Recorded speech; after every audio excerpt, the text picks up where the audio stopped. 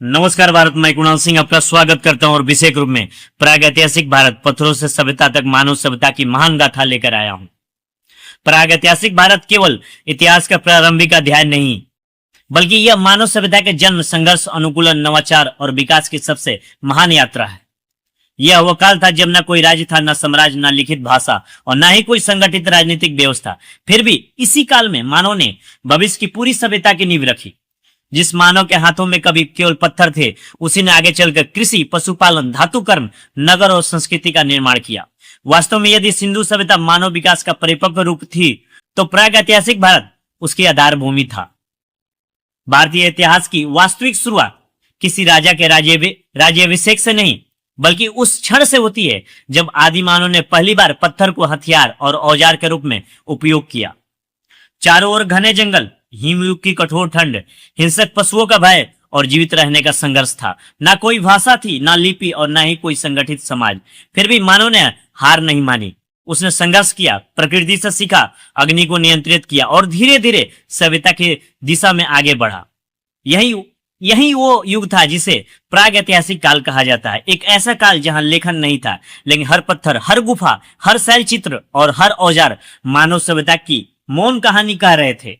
इतिहास को सामान्यतः 3 भागों में विभाजित किया जाता है: प्रागैतिहासिक काल, आद्यैतिहासिक काल और ऐतिहासिक काल। प्रागैतिहासिक काल वह था जब मानव लेखन कला से परिचित नहीं था। आद्यैतिहासिक काल में लेखन तो था, लेकिन उसे पढ़ा नहीं जा सकता था।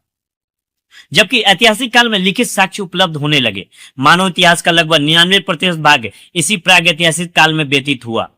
मानव विकास की प्रक्रिया अत्यंत दीर्घ और क्रमिक थी। होमो हेबिलस को प्रारंभिक औजार निर्माता माना जाता है। होमो इरेक्टस ने सीधा चलना और अग्नि का उपयोग करना सीखा। निएंडरथल मानव कठोर जलवायु में जीवन जीने के लिए प्रसिद्ध रहा, जबकि होमो सेपियंस अर्थात ज्ञानी मानव आधुनिक मानव का प्रत्यक्ष पूर्वज माना जाता है। भारत में नर्मदा घाटी के हाथनौरा मध्य प्रदेश से प्राप्त मानव कपाल, जिसे नर्मदा मानव कहा जाता है, भारतीय उपमहाद्वीप में प्रारंभिक मानव उपस्थिति का महत्वपूर्ण प्रमाण माना जाता है। इसकी खोज 1982 में अरुण सोनाकिया ने की थी।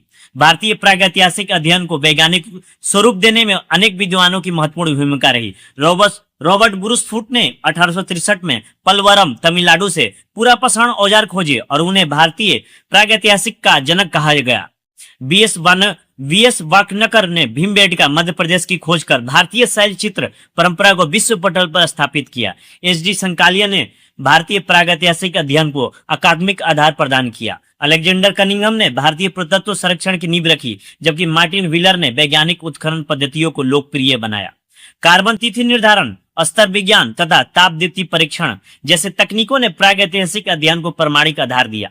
प्रागैतिहासिक काल को सामान्यतः 5 भागों में बांटा जाता है: पुरापाषाण काल, मध्यपाषाण काल, नवपाषाण काल, ताम्रपाषाण काल और अंतिम महापाषाण संस्कृति। पुरापाषाण काल मानव जीवन का सबसे लंबा चरण था। इस काल में मानव शिकारी, खाद्य संग्राहक और खाना बदोश था। प्रारंभिक पुरापाषाण काल हाथ कुल्हाड़ी संस्कृति के लिए प्रसिद्ध था। हाथ कुल्हाड़ी, चॉपर, क्लीवर और स्क्रैपर जैसे औजार बनाए जाते थे। मध्य पुरापाषाण काल में परतदार औजार विकसित हुए, जबकि उत्तर पुरापाषाण काल धारदार औजारों तथा कला विकास के लिए प्रसिद्ध हुआ।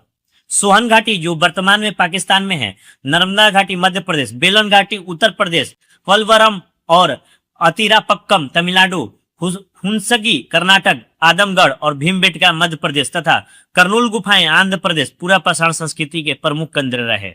सोहन घाटी का अध्ययन डी टेरा और पैटरसन ने किया। पलवरम की खोज रॉबर्ट ब्रूसफुट ने की।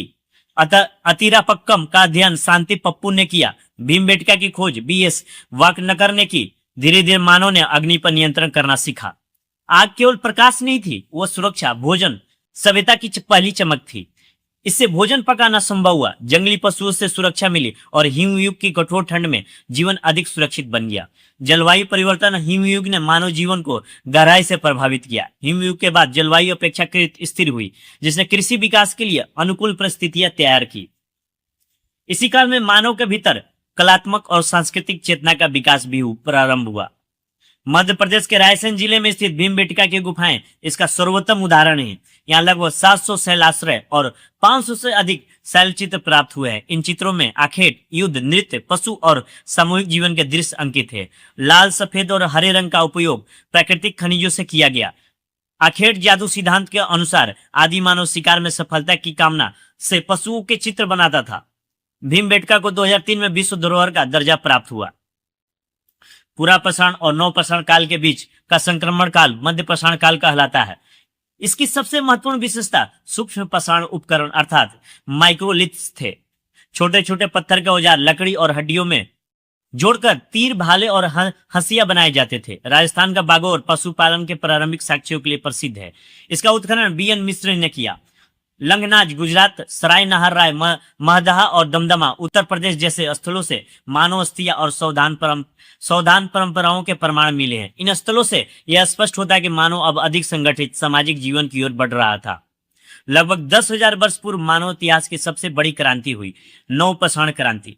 मानव अब शिकारी से कृषक बन गया। उसने खेती करना सीखा, पशुपालन शुरू किया और अस्थायी जीवन अपना लिया। घिसे और चमकदार पत्थर के औजारों का उपयोग बढ़ा। पहिए का प्रारंभिक उपयोग शुरू हुआ। मिट्टी के बर्तनों का व्यापक विकास हुआ और भोजन संग्रह की जगह भोजन उत्पादन ने ले ली। भारतीय उपमहाद्वीप में कृषि का सबसे प्रारंभिक विकास मेहरगढ़, वर्तमान में जो पाकिस्तान के बलूचिस्तान क्षेत्र में हुआ माना जाता है। यहाँ लगभग 7,000 ईसा पूर्व कृषि और पशुपालन के प्रमाण मिले हैं। मेहरगढ़ का उत्खनन जॉ फ्रांसवा जरीज और कैथरीन जरीज ने किया। यहाँ गेहूं और जौ की खेती के प्रमाण मिले हैं। भारत में धान की प्रारंभिक खेती के प्रमाण लहुरादेव तथा कोल्डी हवा उत्तर प्रदेश से प्राप्त हुए हैं। बेलन घाटी का अध्ययन जी.आर. शर्मा ने किया। पशुपालन के क्षेत्र में सबसे पहले कुत्ता मानव का साथी बना। बुर्ज-होम जम्मू कश्मीर से मनुष्य के साथ कुत्ते को दफनाने के प्रमाण मिले हैं। बुर्ज-होम और गुफकराल का उत्खनन टी.एन. खजांची ने किया। चिरांद बिहार कृषि और पशुपालन दोनों का महत्वपूर्ण केंद्र था। इसका उत्खनन बीपी सिन्हा ने किया। दाऊजली हार्डिंग असम से दक्षिणी पूर्वी एशियाई सांस्कृतिक संबंध के संकेत मिले हैं। दक्षिण भारत में पिकली हिल, संगनकल्लू, ब्रह्मगिरी, हल्लूर और टेक्कलकोटा कर्नाटक और उत्तनूरू तेलंगाना तथा पय्यामपल्ली तमिलनाडु प्रमुख नवपाषाण केंद्र रहे।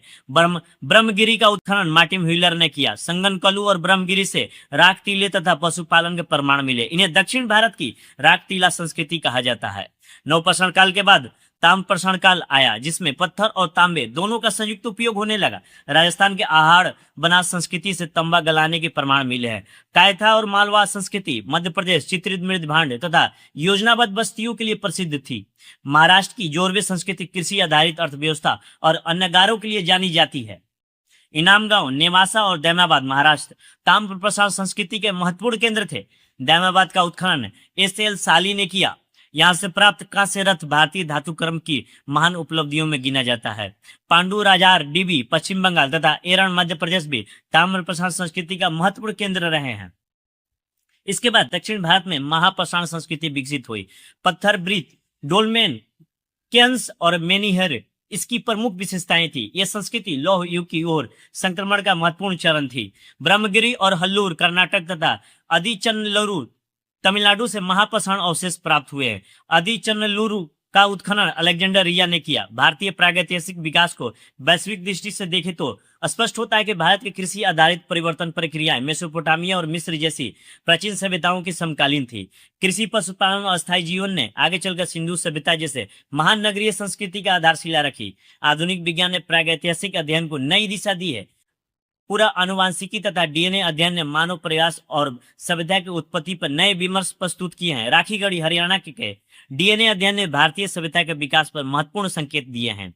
आज पुरातात्विक संरक्षण, धरोहर डिजिटलीकरण और जलवायु अध्ययन प्रागैतिहासिक धरोहरों को बचाने का कार्य कर रहे हैं। अंततः कहा जा सकता है कि प्रागैतिहासिक भारत केवल पत्थरों और औजारों का इतिहास नहीं, बल्कि मानव संघर्ष, बुद्धिमत्ता, नवाचार, कृषि विकास, पशुपालन, तकनीकी उन्नति और सांस्कृतिक चेतना की अमर गाथा है। भीमबेटका के गुफाओं से लेकर मेहरगढ़ के खेतों तक, बागौर के पशुपालकों से लेकर इनाम गांव के कृषकों तक, बुर्ज-होम के गड्ढा निवासों से लेकर दैमाबाद के कांस्य रथ तक और दक्षिण भारत की विशाल महापाषाण समाधियों तक फैली यह यात्रा वास्तव में मानव सभ्यता के जन्म की महान गाथा है।